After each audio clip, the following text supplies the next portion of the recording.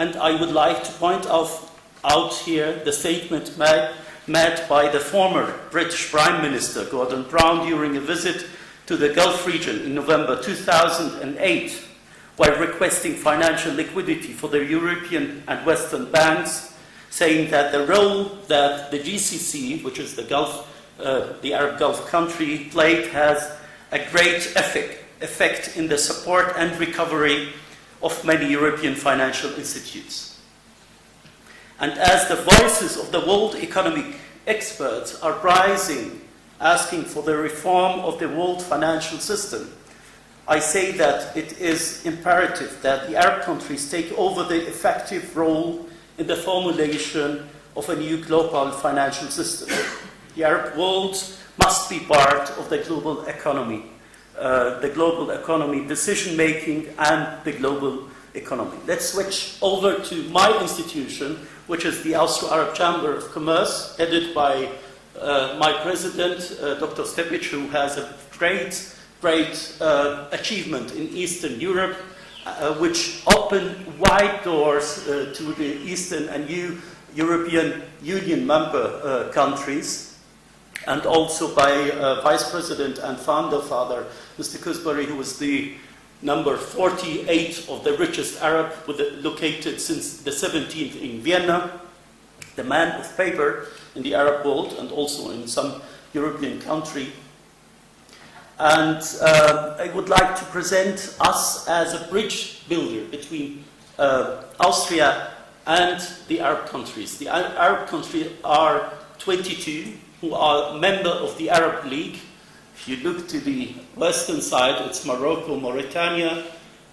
Eastern side, it's Iraq, Qatar, and Oman. Northern, Algeria, Tunisia, Syria. And the south is Sudan, Somalia, and also the Comoros. We are trying to build bridges in economy, in culture, and also in science. And the persons and personals are working there know a lot about risks of both sides, and which is very much of benefit for all trade or companies would like to enter the markets and invest in both sides.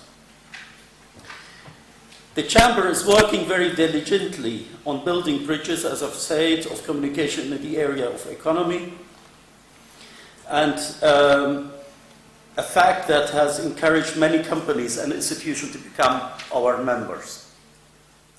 Through cooperation with international and national partners such as Columbus Symposium, we are here in the launch of Columbus Symposium events, strives to create a proper atmosphere that encourages the development of investment between the Arab worlds and Austria.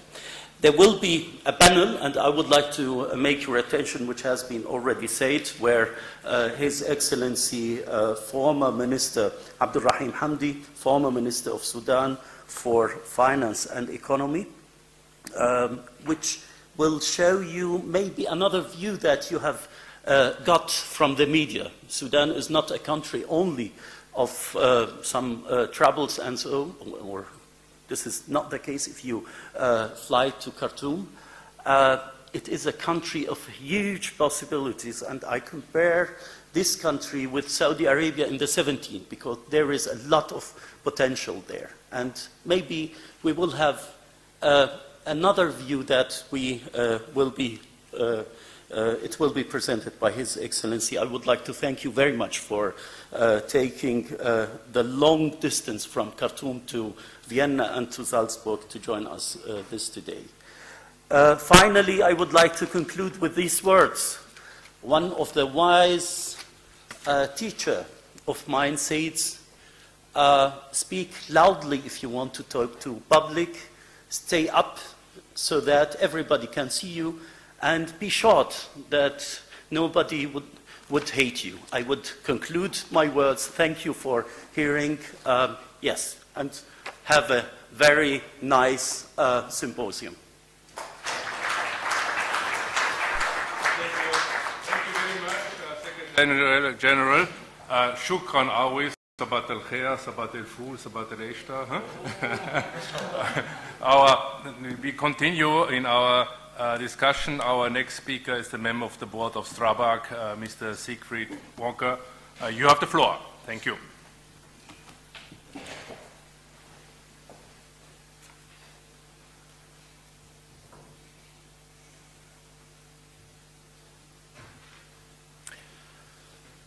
Good morning. I'm delighted to having the possibility to represent Strabag in this forum. We have been requested to provide some insight about our strategy in frontier markets, but I would like to start with some thoughts which I was able to gather during the last 30 minutes. Many statements provided during the last 30 minutes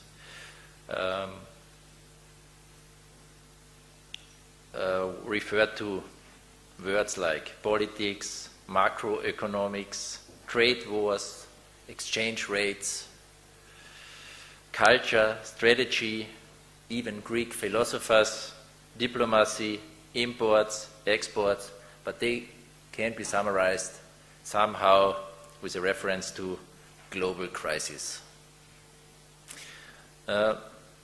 We, Strabag, from time to time are treated as simple-minded contractors, but we have some expertise in converting all these issues into real business life. And I want to be very frank in this respect. Real business life in the global crisis means competition. And fierce competition is what we face.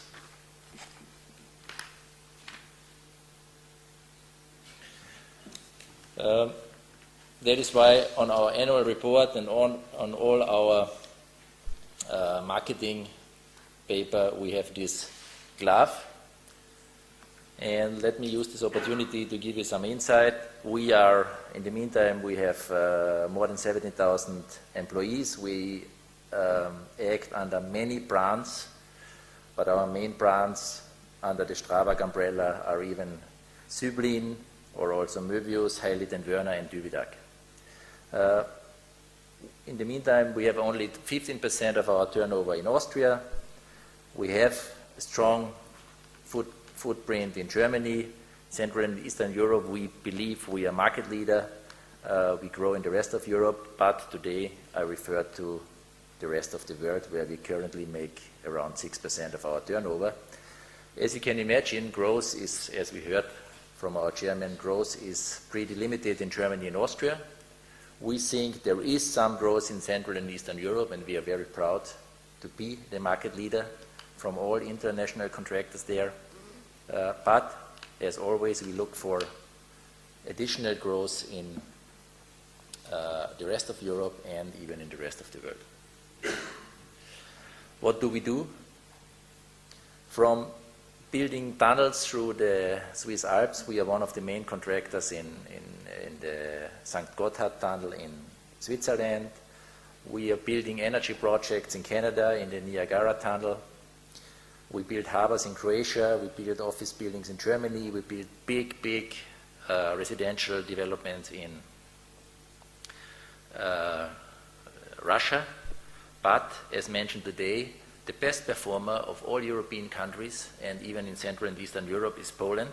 And as you can see on the left-hand side, on the lower part, we have closed the A2 PPP project in Poland last year. It's a 1.6 billion euro deal, and it's the biggest infrastructure deal which has been closed during the crisis in 2009.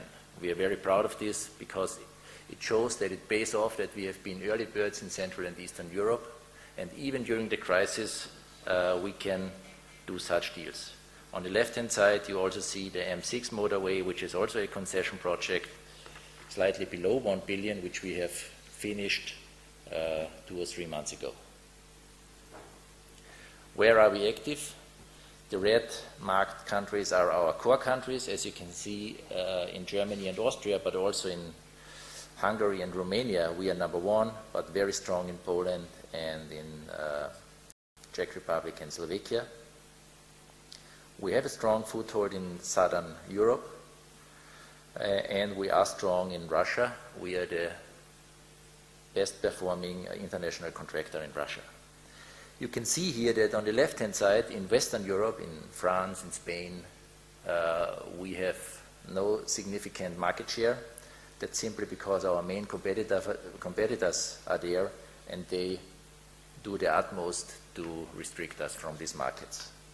That leaves us the emerging markets and frontier markets, and we have in the meantime a strong foothold in Libya. We are active in Azerbaijan.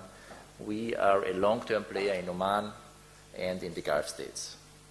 Russia, which was part of our strategy 2 years ago, is still a profitable and positive market. However, the growth rates which were expected some time ago are currently not available in Russia.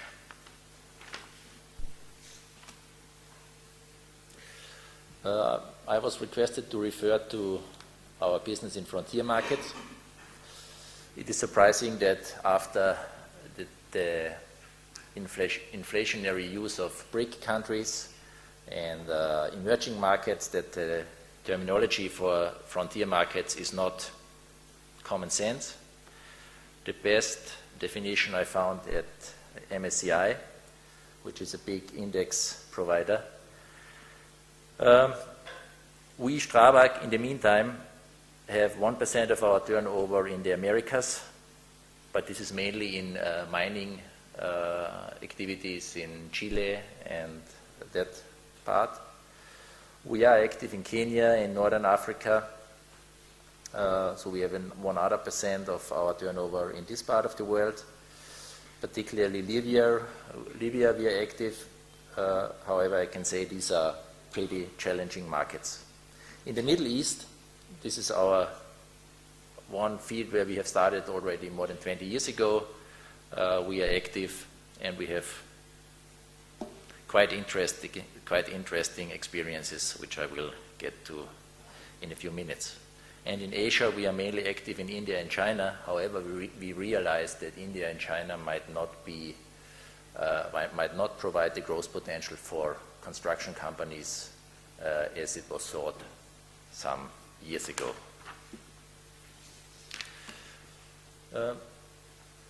The inflationary use of the word crisis converts into real business life, as I mentioned in the beginning of my statement. As a contractor, it is not relevant whether we can export industrial goods, raw materials, or commodities. We export risk management, the solution of problems, and our main export product is delivering projects. And therefore, we have to focus on our team, and that is an ongoing challenge to get access to high-qualified, open-minded, multicultural colleagues under the compensation packages which are, in a realistic scenario, payable within the global crisis.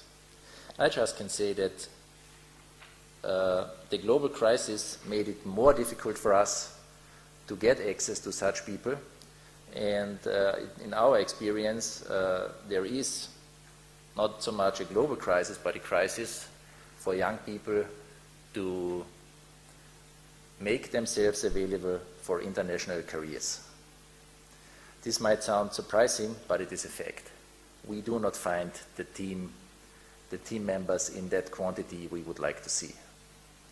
One of the reasons might be that the management careers in international corporations which want to be active in frontier markets are not that promising as expected by our young colleagues.